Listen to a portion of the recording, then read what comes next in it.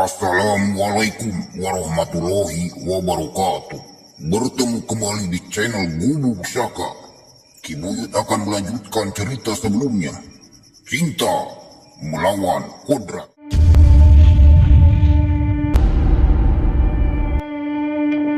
Mari kita mulai. Let's go. Tiba-tiba Jody merasakan berdosa karena telah mencampakkan Centring Manik akan ketulusan hatinya yang telah sudi mencintainya, sedangkan di alam nyata dia selalu gagal dalam percintaan. Merenung sejenak, Jody muncullah dalam dirinya ada rasa pingin bertemu dengan Nimas Centring Manik, dan dia mau meminta maaf atas tindakannya yang telah menyakiti Centring Manik, yang tanpa tidak disadari telah menyakiti makhluk Allah. Jody lalu berwudu dan dia melakukan sholat sunat hajat. Lalu dia berzikir sangat khusyuk sekali. Karena saking khusyuknya, Jody tidak sadar suasana di kelilingnya. Tiba-tiba lemari baju Jody terbuka sendiri, dan selendang hijau itu keluar sendiri dari lemari dan melayang. Selendang hijau itu melayang dan menghampiri Jody, lalu membelit sendiri di pinggang Jody. Sungguh keanehan di luar nalar manusia. Seketika Jody hilang di kamarnya. Sahabat Gubuk Saka, kita tinggalkan dulu cerita Jody yang belum diketahui keberadaan selanjutnya. Kini beralih ke cerita Nimas Centring Manik yang merasakan sakit yang sangat dalam, menyakitkan bagi dirinya karena telah ditolak cintanya oleh seorang manusia yang sangat dicintainya. Ia menjerit dalam hatinya, "Kakang, engkau telah menyakiti hatiku. Kenapa engkau menolak, sedangkan aku tulus mencintaimu? Kakang, aku ridho engkau mencintai wanita sebangsamu. Tapi jangan menolak kasih sayangku. Walaupun engkau nantinya menikah dengan wanita sebangsamu, wanita yang sama sepertimu, aku ridho, Kakang. Aku ikhlas. Aku akan tetap menyayangimu dan selalu mendampingimu. Akan selalu ada di sisimu."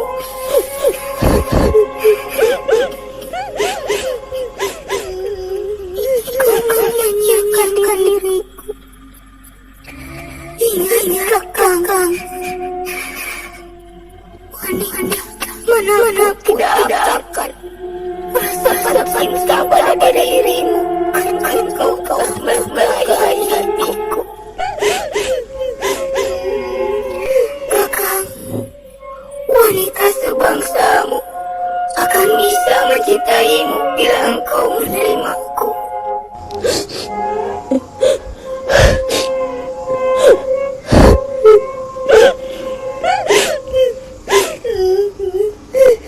Begitulah jerit Centring Manik dalam tangisannya. Lalu Centring Manik melepas selendangnya dari pinggangnya dan dia berbicara pada selendangnya. "Hai, selendang, kamu turuti perintahku. Kamu mulai malam ini harus menjaga orang yang aku cintai, yang telah menolak cintaku. Bila ia telah merubah pikiran kehadirannya dan mau menerima aku. Engkau bawa orang itu kepadaku. Ucap Centring Manik sambil menaruh selendang tersebut ke dalam lemari baju Jodi. Tiba-tiba pintu kamar ada yang mendorong dari luar. Ternyata itu ibunya Jodi yang merasa terkejut mendengar adanya suara wanita yang menangis di kamar Jodi. Seketika itu Nyimas Centring Manik lenyap hilang dari kamar Jodi. Cerita berbalik arah ke alam yang tak kasat mata. Seperti halnya manusia mempunyai keluarga, terceritakan di kerajaan jin negara Manik Maya. Kerajaan jin ini terceritakan atas dasar Jodi setelah bertemu Raja Jin yang akan Kibuyut bahas di episode berikutnya. Raja Jin yang tidak tahu pasti nama aslinya, tapi sebut saja Raja Jin itu Raja Sakaraga yang mendiami tidak jauh dari wilayah kereta kencana atau kereta mas yang didiami Raja Jin Bragaspati, Raja Murka Jin Kapir di kerajaan Sanekala, yang pada saat itu negara Manik Maya masih menginduk dengan kerajaan Sanekala, masih naungan negara Sanekala. Negara Manik Maya itu dirajai oleh Sakaraga yang tiada lain ayahnya Nyimas Centring Manik, yang pada saat itu Raja Sakaraga merupakan jin kapir seperti kakaknya yaitu Bragaspati. Saat itu negara Manik Maya dengan negara Sanekala sedang dilanda angkara murka. Bragaspati marah pada Sakaraga disebabkan anaknya Sakaraga yang ingkar dikarenakan telah menentangnya dengan masuk agama Islam. Bragaspati bilang pada Sakaraga, bila Sakaraga tidak menghukum anaknya dengan menyiksa dan memenjarakannya, maka negara Manik Maya tidak akan diberi naungan dan diperlindungkan kepada negara Manik Maya. Sakaraga tidak tega bila mana anaknya harus mengalami penderitaan hukuman dari kakaknya Bragaspati. Maka Sakaraga memanggil anaknya Centring Manik dan memarahinya untuk tidak menganut agama Islam. Karena hidayah yang sangat kuat atas pendiriannya, Nyimas Centring Manik menolak dan akan tetap menganut agama Islam, agama yang dipercayainya. Sakaraga tidak bisa menghalangi pendirian anaknya, maka ia berkata pada anaknya Centring Manik, bisa Centring Manik menganut agama Islam yang ia yakininya, tapi harus pergi dari negara Manik Maya. Karena Sakaraga tidak tega bila mana anaknya harus menanggung penderitaan dan siksaan dari kakaknya Bragaspati. Akhirnya Sakaraga mengusir anaknya dengan baik-baik. Centring Manik pun menuruti ayahnya. Itulah awal dari Centring Manik bertemu seorang manusia yang bernama Jodi. Saat Jodi camping di Gunung Manglayang, dan di saat Jodi kena musibah waktu camping. Jodi waktu melihat bola mata yang berkedip waktu Jodi berwudu dengan teman-temannya di dekat sungai.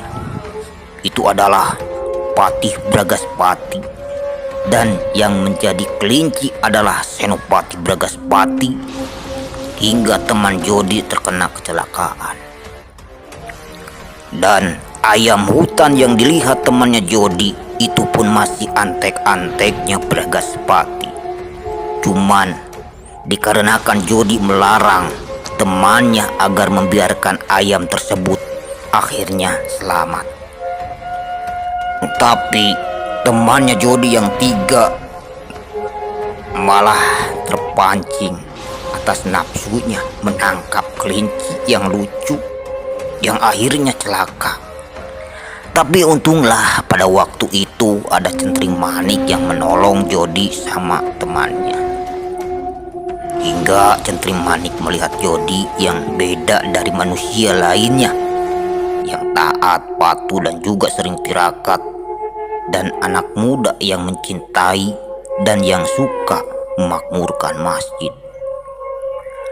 Tapi saat itu centring manik, setelah cintanya ditolak, centring manik kembali ke kerajaan Manik Maya berniat minta pertolongan kepada ayahnya agar meluluhkan hati orang yang dicintainya.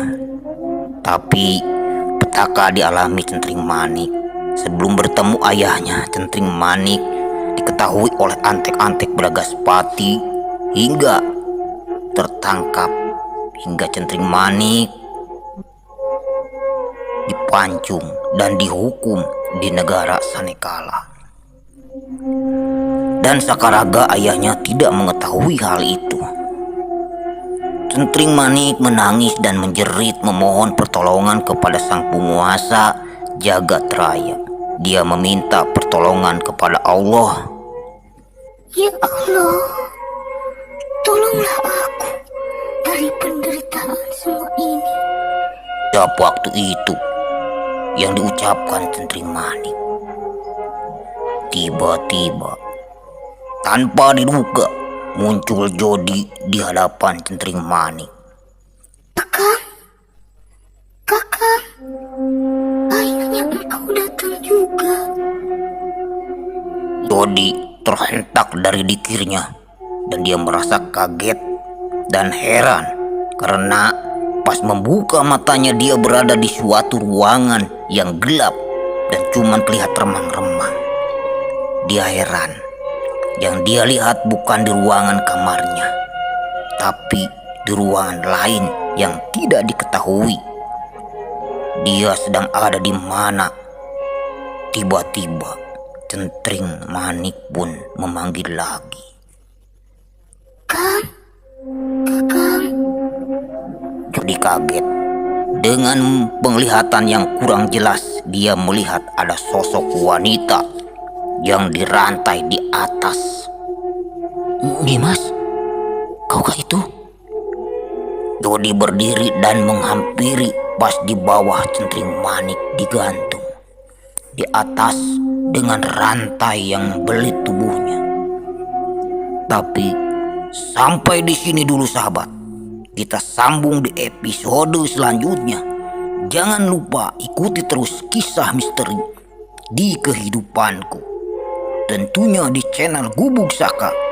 Akhir kata, wabil taufik wal hidayah. Wassalamualaikum warahmatullahi wabarakatuh. Bye bye.